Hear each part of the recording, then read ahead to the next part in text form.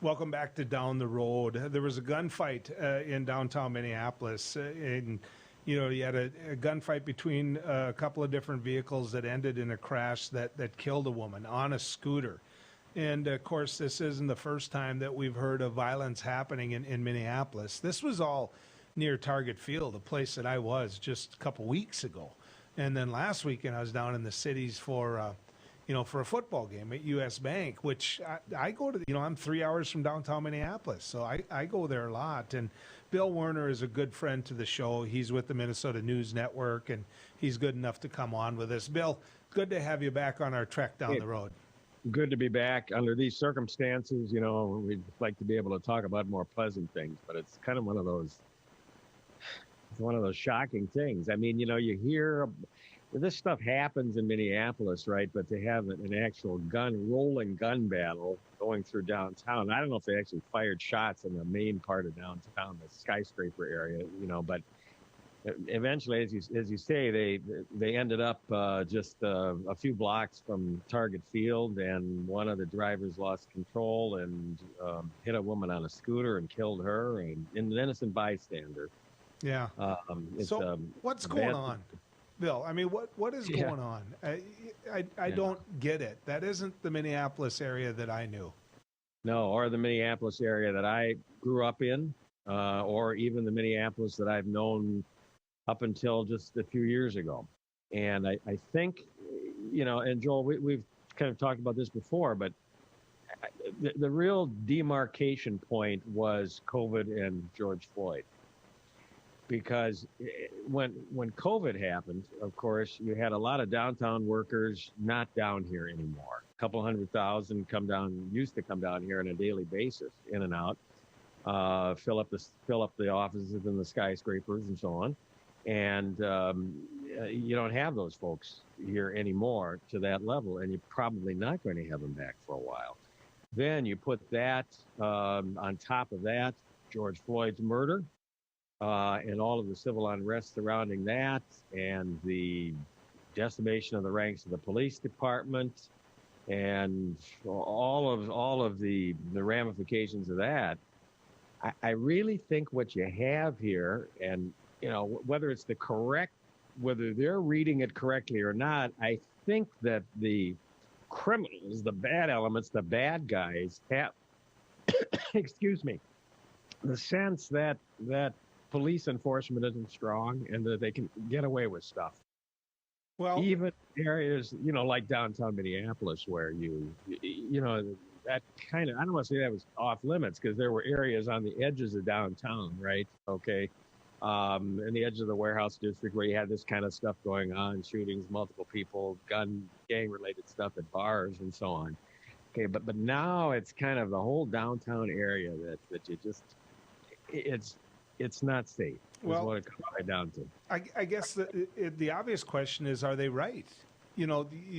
Are they right when it comes to, hey, we don't have to worry about the police anymore, the police don't have the power anymore?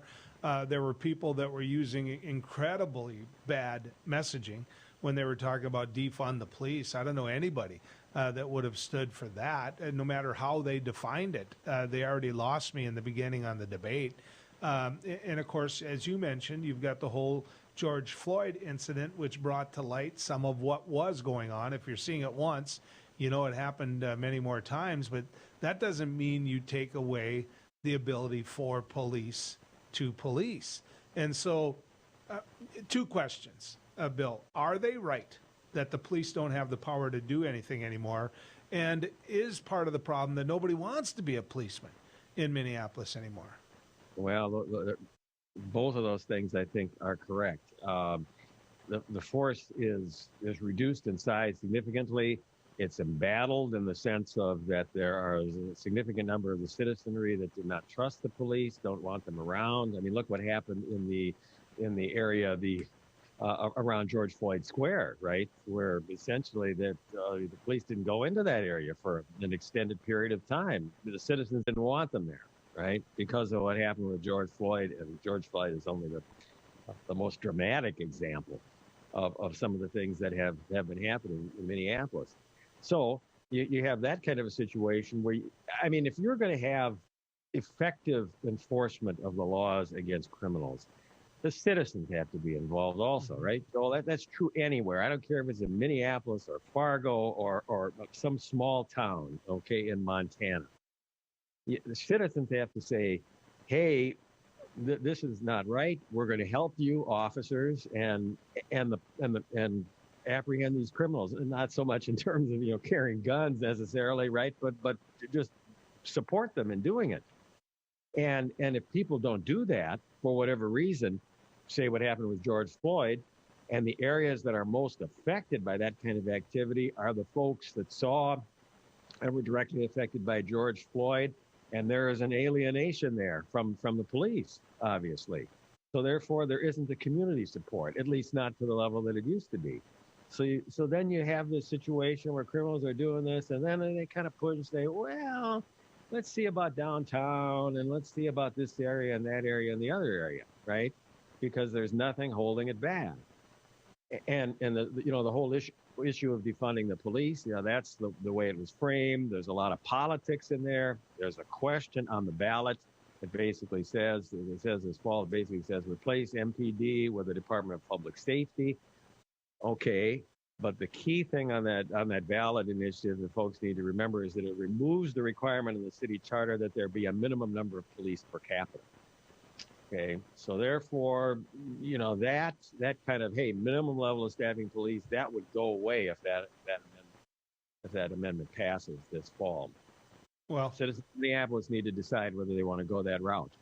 To me, Bill, what you said there that really resonated with me was, no matter whether or not it was the toughest, orneriest law enforcement officer in the world, my parents raised me to respect him and to do what he says when he tells me to do it. And I pass that on to my kids, and hopefully they're passing that on to their kids, because it was the best relationship that you could have with a man or a woman that is out there, quite frankly, in harm's way all the time. In many cases, when you look at what's happening to our police force out there in comparison to what we've put people in harm's way when it comes to service in our military, you could make an argument that they're in more danger. It's at least an equal amount of danger at some substantial portion of the time. Yeah, there's no question about that. Yeah, and the problem is, Joel, that that's absolutely correct. But there are some bad apples out there. Yeah. Derek Chauvin, okay, at least according to the courts, okay, he's a bad apple, right? Video recently released of a man named Jaleel Stallings, who was out a couple of days after these riots all began, and he's down around 14th Avenue and Lake Street, right? And police fire a rubber bullet at him, hits him in the chest. He has a carry permit, right? And he returns fire. All right, without realizing this is an unmarked vehicle, and apparently the police were not telling folks we're firing marking rounds at you, right? Rubber bullets. Okay, all right. So they fire him. They hit him in the chest. He thinks, I would assume, thinks they're live rounds, and he returns fire. And then he realizes that, no, this is police. He lies prone on the ground, and the guys kick the you-know-what out of him, the police. Mm-hmm. So, and there's video of that. So therefore, that's a different kind of an officer than the guy that you were talking about, Joel, an officer that I dealt with as a young man, and you dealt with as right. And we didn't even get into the issue of race. I guess, part of last question when it comes to this, I promise. Would you take your kids and grandkids down to downtown Minneapolis at night? No. Okay. There.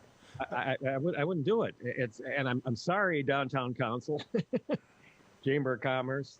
I'm sorry, but no, I would not do it in any area of downtown.